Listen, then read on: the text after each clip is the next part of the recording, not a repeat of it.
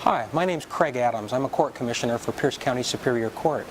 This video is designed to help you finalize your divorce or your legal separation on our docket for self-represented people. First, if you previously had your filing fee waived, you may have had your fee indicated that we would review it. If it was to be reviewed today, you need to bring with you all of your pay stubs and other information so that we can review it to see whether you qualify to have your fee waived.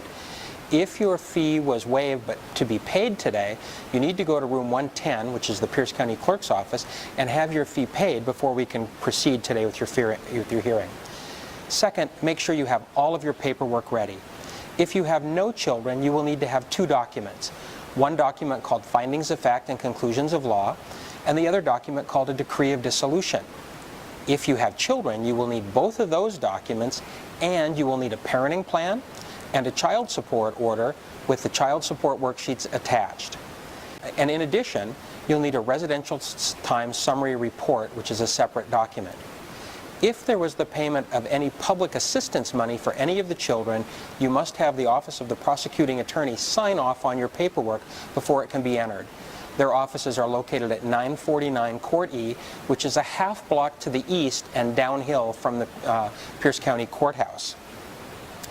Please make sure that in the orders, the findings of fact and conclusions of law, there is a section that talks about property.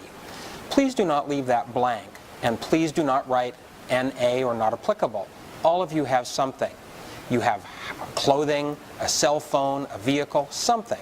So please indicate at a very minimum that each of you is keeping what property you have in your possession.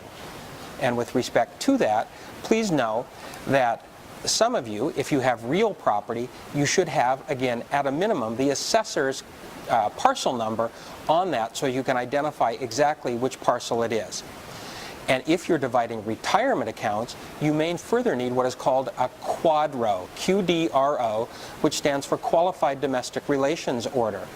In order to get the right kind of QDRO, you should talk with the plan administrator for whoever the retirement plan is. Here's what's going to happen. We're going to call your case. Please come forward and hand me just the papers I need. Do not hand me a big thick stack of papers. This is what we're looking for.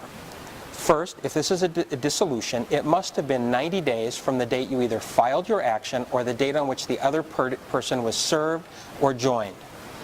In the event that the other party has filed an answer or a response, in order for you to finalize the matter, their signature must appear on the documents today. If both of you agree, make sure you've both signed the paperwork. In some cases, you will have served the other person by having a process server or other person that has actually handed papers to the other side. If that is the case, and the other party has not answered or appeared, you must have a motion and declaration for default and an order of default. Attached to your motion and declaration for default must be what we call a DOD printout, or Department of Defense printout, which is a document you can get in the Pierce County Law Library, and they will help you get that. In order to finalize it, you have to have that. In some cases, parties will have done what is called a joinder. That is, the other party will have joined or agreed to the divorce. There are, however, two kinds of joinder. One is where the party says, I waive notice of the entry of any decree. If that's the case, you may proceed today. On the other hand, if the party said, I demand notice of any further proceeding, you must have proof that you gave them notice. Proof can be done by virtue of their appearance in court today. It may be by virtue of their signature on the documents. Or there must be some proof that you've mailed or sent an affidavit showing that the other party knows you're going to enter the paperwork today. If they have not signed or are not present, you have to provide that proof, and if you have not, you cannot get the matter done. After we've checked all the information, we will quickly review your paperwork to make sure everything is in order. We will then have you sworn by raising your right hand and agreeing to tell the truth. We will then ask you a series of questions, including whether your marriage is irretrievably broken, whether you have divided all of your property and debt in a manner which is fair and equitable, and other questions about your paperwork. If everything checks out, we'll sign your papers and we keep the originals. We will give you information on how you can get copies in about 2 business days. So remember this, the success of getting your divorce done is up to you. There are about 3 or 4 keys to success.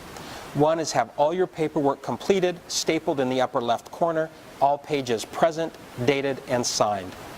2, make sure all parties have signed off on all the papers or you have your default paperwork completed. If you've served the other party, it is absolutely critical that you have the proper original service documentation filed or brought with you. 3rd, be prepared and organized. Ask questions if you need.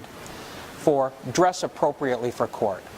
Good luck, and we know you can be a success in this with the court's help.